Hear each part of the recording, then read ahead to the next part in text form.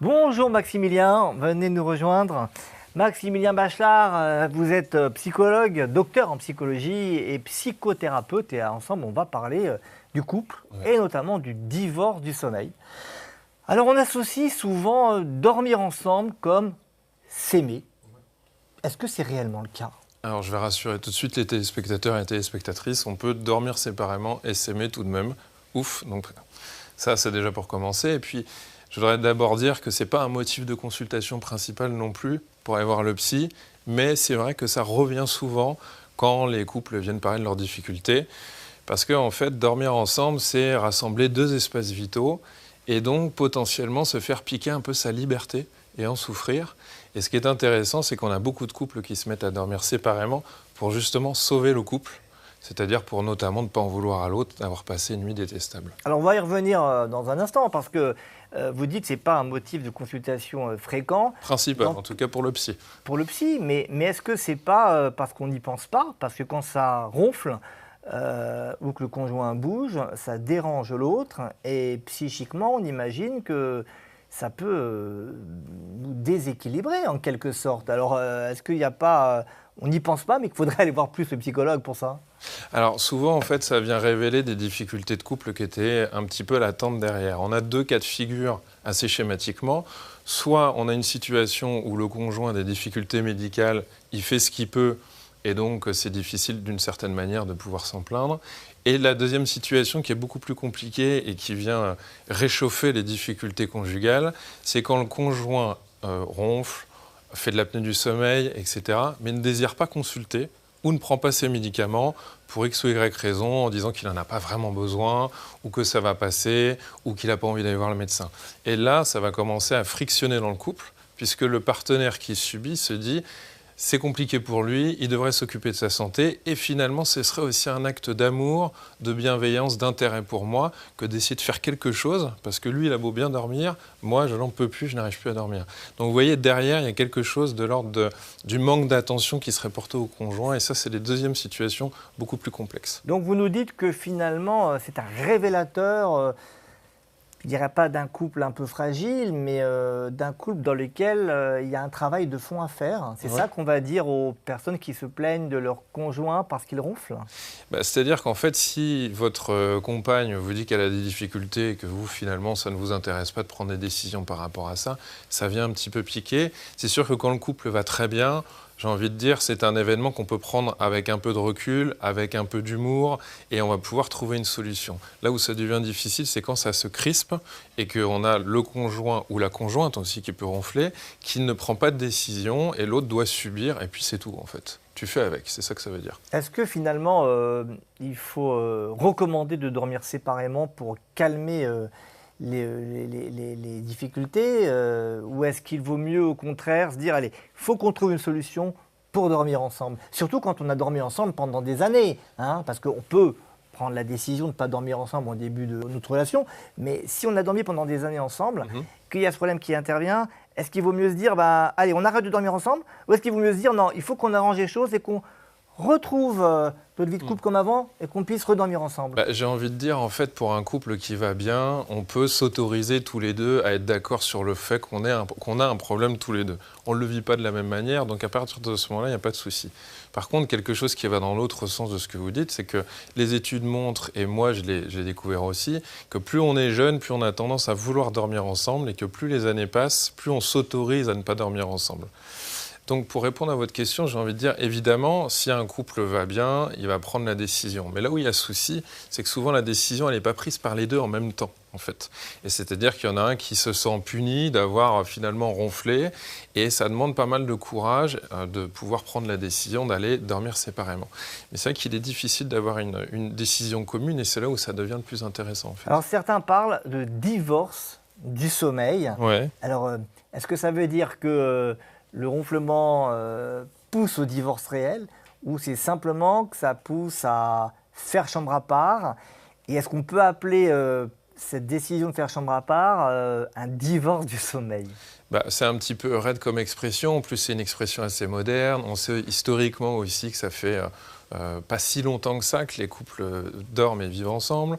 On sait aussi que ce n'est pas une obligation, notamment religieuse. Dans la religion juive, on sait qu'on peut faire lit séparé sans que ça pose un souci non plus. On sait aussi que dormir ensemble, ça crée un sentiment de sécurité aussi, qui est intéressant pour les deux. Mais moi, j'ajouterais un élément qui est très important par rapport à ça, c'est que si vous vous mettez à dormir ensemble parce que vous en avez envie, ça devient une non-obligation. Et dans un couple, quand on est face à des non-obligations, on peut avoir du manque, on peut avoir du désir, on peut avoir envie pour ce soir de dormir ensemble. Et ça, c'est beaucoup plus, j'ai envie de dire, créatif, émancipant. Et je pense aussi que ça peut être un facteur de redécouverte ensemble. Mais encore faut-il que les deux membres du couple aient la même envie au même moment. Oui, d'autant qu'en plus, dormir ensemble, on pourrait dire c'est une convention sociale. On peut se poser la question de pourquoi on le fait. On le fait parce que nos parents, nos grands-parents, nos arrière-grands-parents l'ont fait. Et le couple, c'est un système. Et un système, ça doit être vivant. Et je pense que pour pouvoir faire vivre un système et un couple de manière épanouie, il faut pouvoir se reposer des questions sur pourquoi on fait toutes ces choses de manière automatique. Et donc, quand on se dit « ce soir, chérie, on va dormir ensemble », pour les couples qui me parlent de ça, c'est souvent vecteur d'une meilleure libido, aussi d'une possibilité de pouvoir garder son propre espace, de pouvoir fusionner avec l'autre quand on en a l'envie. Et c'est vrai que quand il y a une difficulté, qu'on ne peut pas re-questionner finalement cette habitude culturelle, cette habitude de classe, cette habitude sociétale, je pense que c'est là où viennent les difficultés. C'est quand on ne peut pas oser dire à l'autre, bah tiens, et si on faisait autrement ? En tout cas, les choses évoluent. Une étude de l'Académie américaine de médecine du sommeil qui révèle que plus d'un tiers des Américains en couple dorment séparément. En France, 10% des couples feraient déjà chambre à part. Alors ça reflète une tendance croissante des couples à donner des priorités à la qualité du sommeil. Peut-être que finalement c'est positif, peut-être que ça veut dire que tous les jours on remet en question la manière dont on vit en couple et on casse ces rituels finalement. C'est ça que vous nous dites. Alors après, je pense qu'on peut aussi le subir et je pense que la voie épanouissante, c'est que la décision, elle se prenne à deux. Et c'est bien ça la difficulté, c'est qu'on a rarement des couples qui très facilement ont pris cette décision à deux.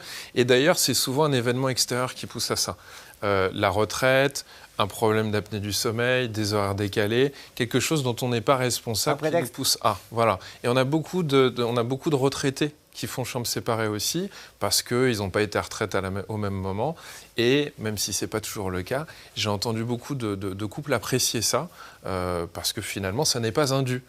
Et c'est même intéressant parce que ça nous décale de l'image du conjoint qui va dormir sur le canapé après une dispute. Non, on peut dormir séparément, se ressourcer aussi, parce qu'il ne faut pas oublier aussi quelque chose d'important, ça a été dit tout à l'heure.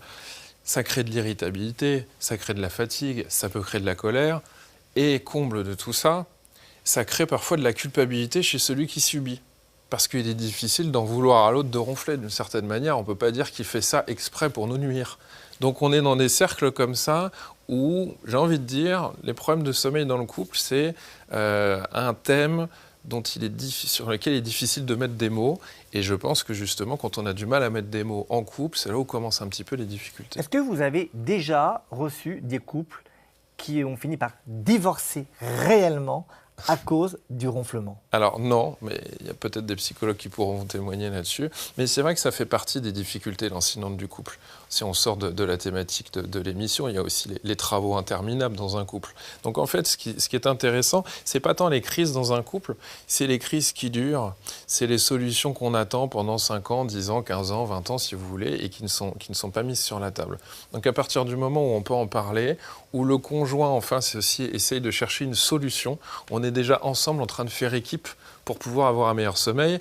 Et j'ai même envie de dire à monsieur ou madame qui ronfle, vous passez une nuit merveilleuse, mais après, il faut aussi payer la note au petit déjeuner de l'autre qui est défait, de mauvaise humeur. Faire équipe. Je pense que ça, c'est le mot qu'on retiendra, faire équipe avec son ou sa partenaire. Et puis rappeler que il n'y a pas de règles. D'ailleurs, historiquement, on n'a pas toujours dormi ensemble. À l'époque victorienne, il était courant que les couples dorment dans des lits séparés. Cette pratique, elle était encouragée pour des raisons de santé et de bienséance. Ce n'est qu'au XXe siècle, notamment après les années 20, que le lit double s'est imposé progressivement comme le symbole d'un couple uni. Dès lors, dormir séparément, c'était perçu comme un mariage en difficulté, mais aujourd'hui, on vous dit que les choses évoluent et qu'il ne faut plus le voir comme ça. C'est aussi l'avènement du couple plus romantique, où on vient chercher un conjoint. On est moins là pour faire famille aussi, parce qu'on nous a trouvé un conjoint.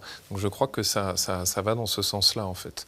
Avant, on se mettait en couple pour des questions aussi familiales, on n'avait pas forcément le choix du conjoint.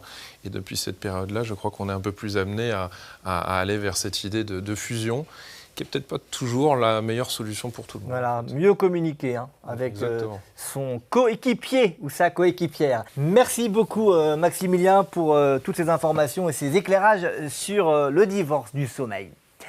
On va maintenant voir ensemble